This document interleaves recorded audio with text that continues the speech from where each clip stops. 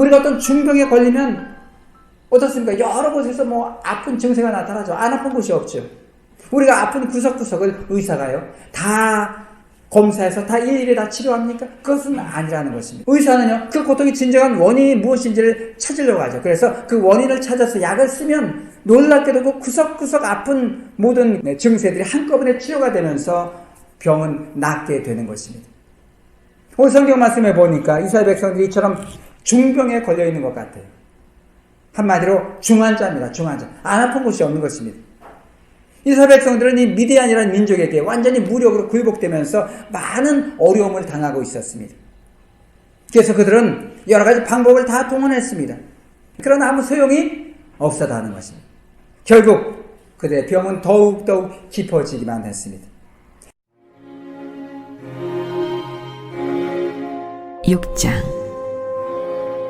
이스라엘 자손이 또 여호와의 목전에 악을 행하였으므로 여호와께서 7년 동안 그들을 미디안의 손에 넘겨주시니 미디안의 손이 이스라엘을 이긴지라. 이스라엘 자손이 미디안으로 말미암아 산에서 웅덩이와 굴과 산성을 자기들 위하여 만들었으며 이스라엘이 파종할 때면 미디안과 아말렉과 동방 사람들이 치러 올라와서 진을 치고 가사에 이르도록 토지 소산을 멸하여 이스라엘 가운데에 먹을 것을 남겨두지 아니하며 양이나 소나 나귀도 남기지 아니하니 이는 그들이 그들의 짐승과 장막을 가지고 올라와 메뚜기 떼같이 많이 들어오니 그 사람과 낙타가 무수함이라. 그들이 그 땅에 들어와 멸하려 하니 이스라엘이 미디안으로 말미암아 궁핍함이 심한지라. 이에 이스라엘 자손이 여호와께 부르짖었더라.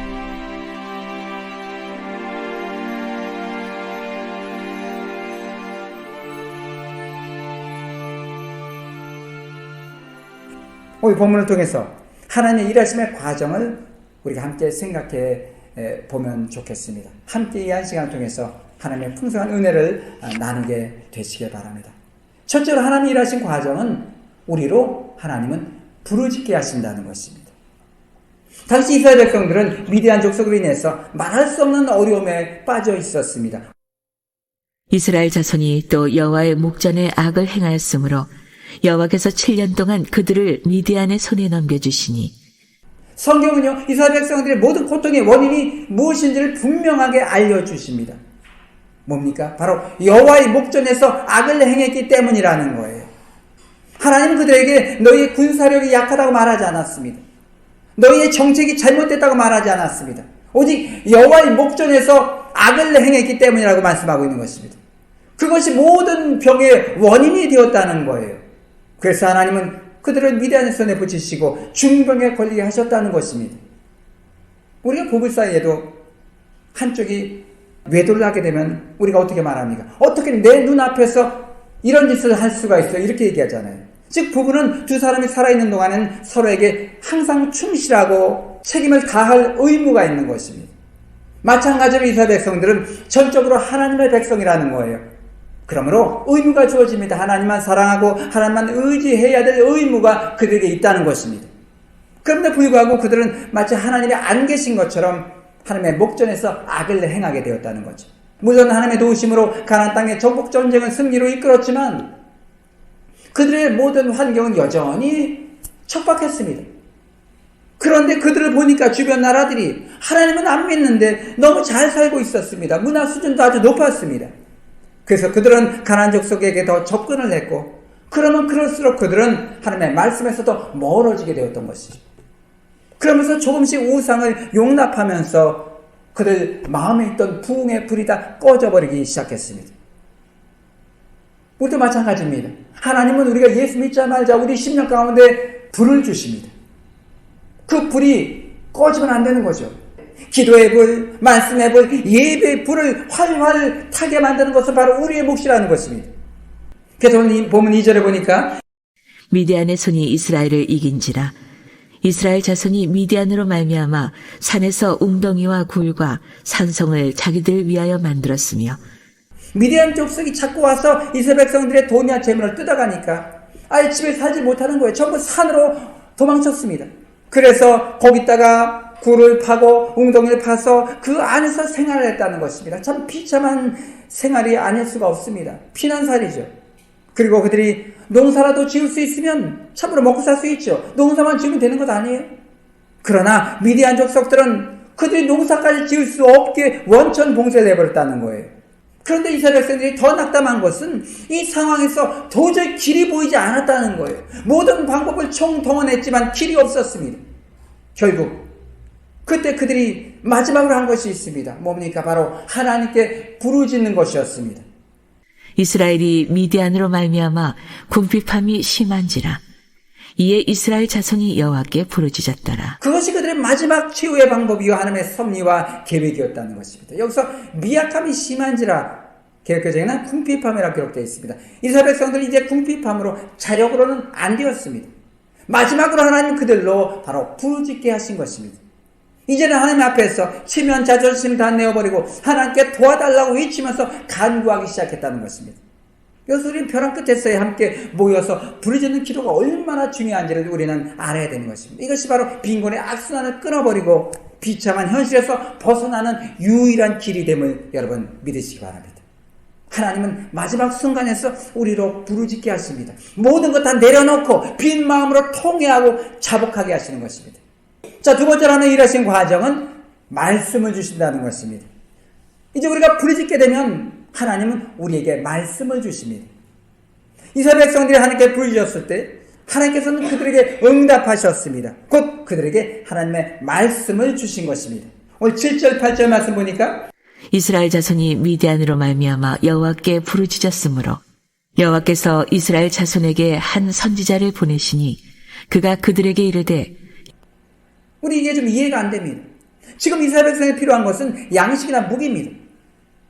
그것이 절대적으로 필요한 거죠. 그런데 하나님은 그런 것은 주시지 않았다는 거예요. 그 이유가 뭡니까? 여러분, 믿음 없는 축복은요, 온전한 축복이 되지 못하기 때문입니다. 이스라엘 백성들이 그토록 비참하게 된 것은 그 원인이 뭡니까? 믿음의 문제입니다. 믿음이 없었기 때문이라는 거예요. 그들이 중병에 걸리는 원인은 바로 믿음 없음이라는 것입니다. 불신앙이라는 것입니다. 그러므로 그들에게 가장 필요한 것은 돈이나 양식이나 무기 이전에 하나님의 말씀이었다는 것입니다. 여러분, 모든 문제 배후에는 영적인 문제가 있다는 것을 우리가 잘 알아야 되는 것입니다. 병원에 가면요, 의사는요, 가장 먼저 환자의 병을 진단합니다. 진단을 해야 상태를 알고 그 상태에 따라서 효율적인 치료를 할 수가 있기 때문이죠. 그렇지 않으면 반드시 그 병은 악화가 되게 되어 있습니다. 마찬가지로 하나님의 말씀은요, 우리 영적 신앙의 상태를 진단합니다. 우리가 아무리 믿음이 있다 하지만 말씀 앞에 나오면요, 한 사람도 제대로 서 있을 사람이 없습니다. 모든 문제가 다 말씀 안에 드러나게 되는 것입니다. 우리가 인생의 최악의 상태에 있을 때 우리는 하나님의 말씀을 들어야 되는 것입니다. 이것이 가장 정확한 영적 진단법이고 우리의 중병에서 우리를 건져낼 수 있는 회복의 가장 유일한 길이 됨을 여러분 믿으시기 바랍니다. 왜냐하면 하나님의 백성들은 떡으로만 사는 존재가 아닙니다. 말씀으로 사는 존재입니다. 말씀을 통해서 하나님을 체험하고 내 영적인 상태가 진단되면 내 삶에 그 말씀이 적용되면서 서서히 꺼졌던 불이 타오르기 시작하게 되는 것입니다. 하나님께서 이스라엘 백성들에게 한 선지자를 보내셔서 말씀을 주셨습니다. 여호와께서 이같이 말씀하시기를 이스라엘의 하나님 내가 너희를 애굽에서 인도하여 내며 너희를 그 종되었던 집에서 나오게 하여 애굽 사람의 손과 너희를 학대하는 모든 자의 손에서 너희를 건져내고 그들을 너희 앞에서 쫓아내고 그 땅을 너희에게 주었으며 내가 또 너희에게 이르기를 나는 너희의 하나님 여호와이니 너희가 거주하는 아모리 사람의 땅의 신들을 두려워하지 말라 하였으나 너희가 내 목소리를 듣지 아니하였느니라 하셨다 하니라. 이스라엘 백성들을 애굽에서 이끌어내시고 가나안 땅에 살게 하신 것은 하나님이시라는 거예요. 즉 그들이 이 세상에 존재하고 가나안 땅에 들어오게 하신 것은 온전히 하나님의 능력인데 왜 이 믿음을 붙들고 살지 않는다는 거예요. 왜 나를 청종치 않느냐. 이것이 하나님의 말씀의 핵심인 것입니다. 결국 그들 자신은 이방인들과 다르다는 것을 믿지 않았기 때문에 망한 거죠. 그들은 출애굽의 신앙을 다 잃어버리고 살아계신 하나님을 믿지 않았다는 것입니다. 그렇습니다. 우리가 큰 환난 가운데 부르짖으면 하나님께서 우리에게 말씀을 주십니다. 그래서 말씀 듣는 것은 귀한 것입니다.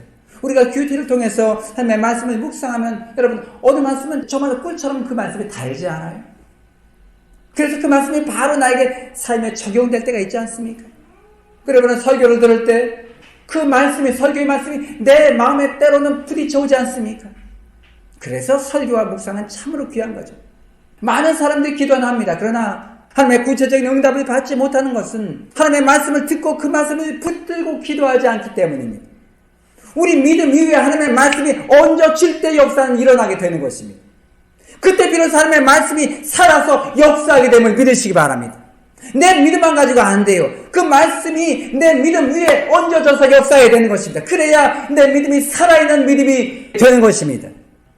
말씀은 능력이에요. 말씀은 생명입니다, 여러분. 하나님의 말씀을 들을 때 여러분 심령이 쪼개지는 은혜가 있기를 주의 이름으로 축원합니다. 여러분 하나님 주신 말씀을 여러분 잘 받으십시오. 그리고 그 말씀을 묵상하고 암송하고 내 삶에 적용하게 되시길 바랍니다. 그리고 그 말씀을 반드시 붙들고 기도하십시오. 너는 내게 부르짖으라 내가 내게 응답하겠고 말씀하셨사오니 하나님 부르짖을 때 응답하여 주시옵소서. 믿는 자에는 표적이 따른다 말씀하셨사오니 하나님 나에게 표적을 보여 주시옵소서. 말씀을 근거한 기도, 그 길에는 능력이 임합니다.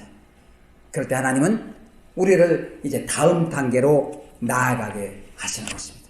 그래서 마지막 세 번째 하나님 일하시는 과정은 구원을 준비하신다는 거예요. 하나님은 그냥 말씀만 주시고 끝나는 분이 아니라는 것입니다. 말씀 주셨다면 당연하게 그 말씀의 성취를, 구원을 준비하시는 분입니다. 우리가 모르는 가운데 반드시 놀라운 구원의 길을 준비하십니다. 그래서 우리 귀에 말씀이 들리고 은혜가 임하게 되면 여러분 하나님께서 나 모르는 사이에 놀라운 구원을 지금 준비하시는구나 라고 생각하면 좋을 것 같아요. 이스라엘 백성들이 위기에 처해서 부르짖을 때 하나님께서 말씀을 주셨고 또 다른 한편은 위기에서 이스라엘을 건질 용사를 찾아가셨습니다.